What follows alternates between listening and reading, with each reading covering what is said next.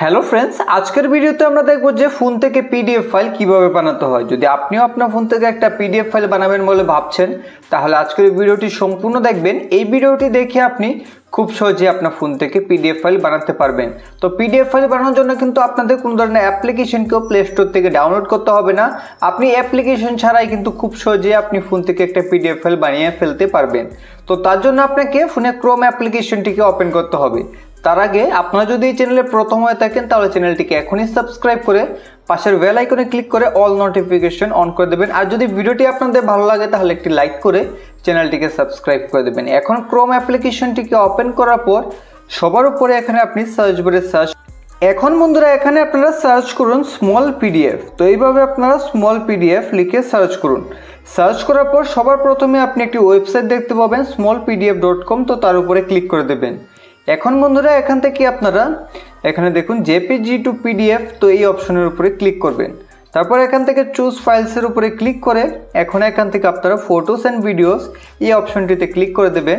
এখন এখানে আপনারা 3 লাইনে ক্লিক করে তারপর ফটোস অ্যাপ্লিকেশনটিতে ক্লিক করে নেবেন। এখন এখানে ক্লিক করে এখন এখান থেকে আপনি আপনার ফোন থেকে যে ফটো দিয়ে আপনি পিডিএফ ফাইল বানাতে চান সেই ফটোগুলোকে এক এক করে সিলেক্ট করে নেবেন। তো এইভাবে এক এক করে সিলেক্ট করে এখন এখান থেকে ডানের উপরে ক্লিক করে দেবেন। ক্লিক করে দিলে এখানে আপনি সেই ফটোগুলো দেখতে পারবেন। তো এখন এখান থেকে চাইলে আপনি কোন ধরনের ফটোকে ডিলিটও করতে পারবেন, এবং আপনি যদি ফটোকে আগে পিছে করতে চান তাহলে এইভাবে এখানে আঙুল রাখবেন। আঙুল রেখে বন্ধুরা এখান থেকে আপনি কোনো ধরনের ফটোকে আগে পিছে করতে পারবেন পিডিএফ বানানোর জন্য।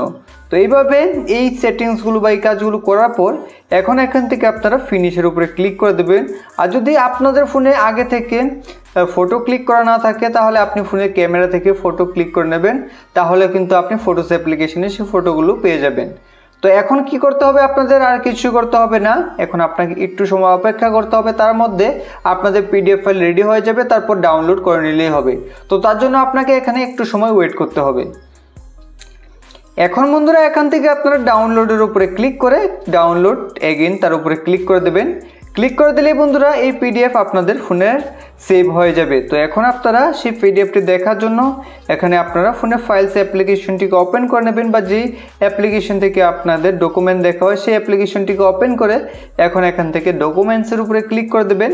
ক্লিক করে দিলে সবার প্রথমে আপনি আপনার সেই পিডিএফ ফাইলটিকে দেখতে পারবেন। এখন এখান থেকেই সেই পিডিএফ ফাইলটিকে আপনি শেয়ার করতে পারবেন, দেখতে পারবেন। তো এইভাবে কিন্তু খুব সহজে আপনি কোনো ধরনের অ্যাপ্লিকেশন ছাড়াই ফোন থেকে একটি পিডিএফ ফাইলকে ক্রিয়েট করতে পারবেন, বানাতে পারবেন।